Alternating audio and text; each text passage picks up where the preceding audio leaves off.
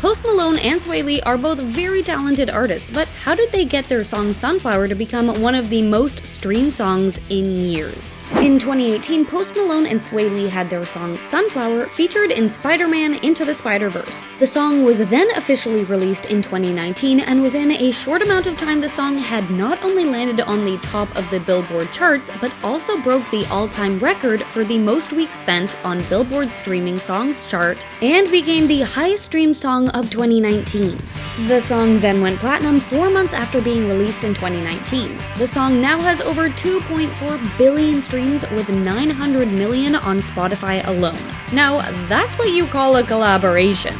To add to all of the commotion, this song was then nominated for a Grammy, and even though it didn't win the award, it did become the highest certified track in RIAA history, going 17 times platinum. That means that this song beat out some of the world's biggest songs to gain that title. Swae Lee has opened up about how the song came together, saying, "It was a normal day, you know what I'm saying? Cooking up, normal week.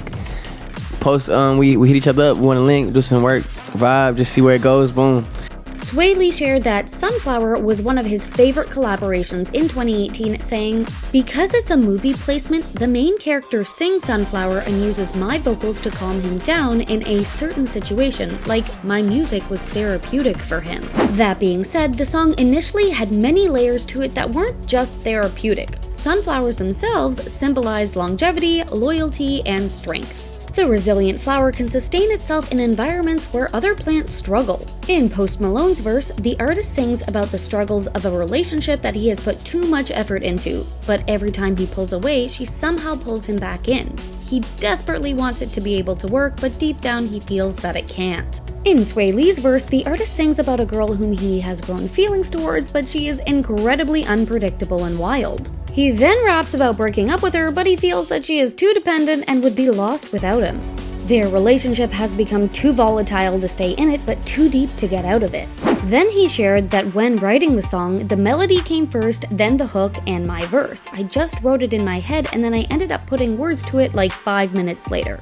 He shared that as an artist, his creative juices are at their peak at around 5 a.m. The team had been working all night, and Swae Lee said, "I wanted to go out with a bang that night, and I got it out of me." Whilst the lyrics of the song were written with a more romantic lens, Spider-Man Into the Spider-Verse turned it into an anthem that encapsulated multiple kinds of relationships for the main character, Miles Morales.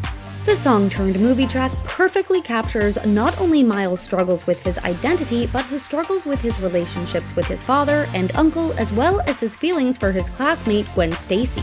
The song appears at the beginning of the film when he's listening to it and singing along, and then again when he goes to visit his uncle. Though the song became a huge hit and treasured in the movie, it wasn't always the first choice. The directors of the film shared that, "We had this idea that if he sang the song that was out of his register, it would make the audience laugh." They continued cheering. "It got a big laugh in the preview screening a year ago, but there was one problem. The song we initially used was the Donald Glover song Redbone. Unfortunately, the movie Get Out used the song to introduce their lead character. So the creative team was forced to find a second option, and fast. They needed to find a song in time to reanimate it before its release date.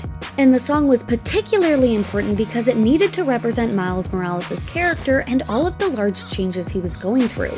He's going to be asked to step into shoes that he feels he's not ready for. He's not going to know the words, and he's going to feel very self-conscious and nervous about that," they said. Finally, they landed on Sunflower, and it's pretty clear it was the right song for the job. It seems that not only did Sunflower hit home for the movie Spider-Man Into the Spider-Verse, but it also hit home for all of its listeners as well.